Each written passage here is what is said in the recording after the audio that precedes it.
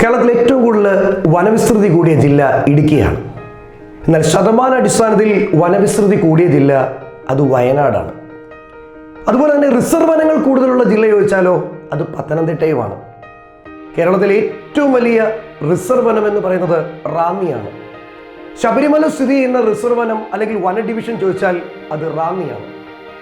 കേരളത്തിലെ ഏറ്റവും ചെറിയ റിസർവ് വനം വിയാപുരമാണ്, ആലപ്പുഴ ജില്ലയിലാണ്. വനവിസ്തൃതി ഏറ്റവും കുറവുള്ള ജില്ല ആലപ്പുഴയാണ്. കാവുകൾ കൂടുതലുള്ള ജില്ല ആലപ്പുഴയാണ്. കമ്മട്ടങ്കാവ് സ്ഥിതി ചെയ്യുന്ന ജില്ല കാസർഗോഡും ദേവിയാർ കാവ് സ്ഥിതി ചെയ്യുന്ന ജില്ല കണ്ണൂരുമാണ്. കേരള വനവകുപ്പിന്റെ ആസ്ഥാനം വഴുതക്കാടാണ്. കേരള വനവകുപ്പിന്റെ റിസർച്ച് സെന്റർ പീച്ചിയിലാണ്. കേരള വനവകുപ്പിന്റെ ഡെവലപ്മെന്റ് കോർപ്പറേഷൻ കോട്ടയത്താണ്. കേരള വനവകുപ്പിന്റെ ഔദ്യോഗിക പ്രസിദ്ധീകരണമാണ് ആരണ്യകം. കേരളത്തിൽ ഏറ്റവും കൂടുതൽ കണ്ടൽക്കാടുകൾ കാണപ്പെടുന്നത് കണ്ണൂർ ജില്ലയിലാണ്. എന്നാൽ കണ്ടൽ മ്യൂസിയം സ്ഥിതി ചെയ്യുന്നത് കൊയിലാണ്ടി കോഴിക്കോടും കണ്ടൽ ഗവേഷണ കേന്ദ്രം സ്ഥിതി ചെയ്യുന്നത് 1000 തെങ്ങ് അത് കൊല്ലം ജില്ലയിലുമാണ്.